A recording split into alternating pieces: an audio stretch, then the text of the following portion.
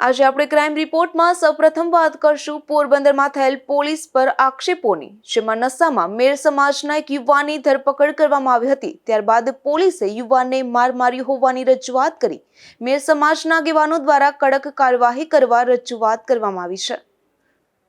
પોરબંદરમાં 2 દિવસ પૂર્વે છાયા વિસ્તારમાં રહેતા કરણ જયમલભાઈ ઓડેદરા નામના યુવાન સામે નશાને લઈને પોલીસ દ્વારા પ્રોહિબિશન અંગેની કાર્યવાહી કરવામાં આવી હતી।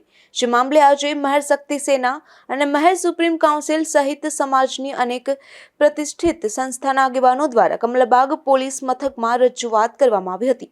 જેમાં આગેવાનોના જણાવ્યા અનુસાર કરણ નામના આ યુવાનની ક્રાઇમ બ્રાન્ચે ધરપકડ કર્યા બાદ પીએસઆઈ અને કોન્સ્ટેબલ સહિતના લોકોએ ફ્રેક્ચર સહિતની ઈજાઓ થઈ હોય તેવો ઢોરમાર માર્યો હતો અને અન્યાય કર્યો હતો।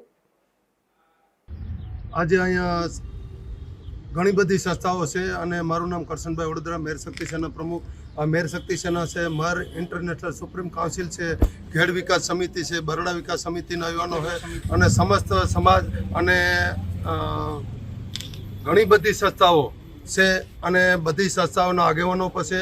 પણ જે કરણને હારે જે બનાવ બન્યો છે એ ખાસ અમારી એક વિનંતી છે કે આ અન્યાય થયો છે અને જે સંવિધાન અને કાનૂનના દાયરામાં જેને રહેવું જોઈએ તો ખરેખર આ સંવિધાન અને કાનૂન જે પણ છે એ પોલીસ પબ્લિકને શીખવાડે છે। અને આજે જે કરણને જે ખરેખર એના શરીરની અંદર 100 તો ફ્રેક્ચર છે, પણ કોઈ પણ આવા વ્યક્તિની અંદર જે આવું કૃત્ય ન થાય એવી અમારી ખાસ વિનંતી છે। અને આજે અહીંયા સમસ્ત મળી અને અહીંયા આજે સમસ્ત મેર સમાજ મળીને FIR દર્જ કરવા માટે અહીં કમલાબાગ પોલીસ સ્ટેશને આવેલ છે। જય હિન્દ, જય ભારત। મહેર સમાજના આગેવાનોએ મોટી સંખ્યામાં ઉપસ્થિત રહી પોલીસ સામે મારવાના ગંભીર આક્ષેપો કરી કમલાબાગ પોલીસમાં રજૂઆત કરવામાં આવી હતી।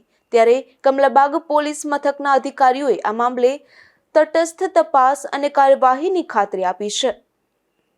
નિપુલ પોપટ સાથે અશોક થાનકી, ગુજરાત ન્યૂઝ, પોરબંદર।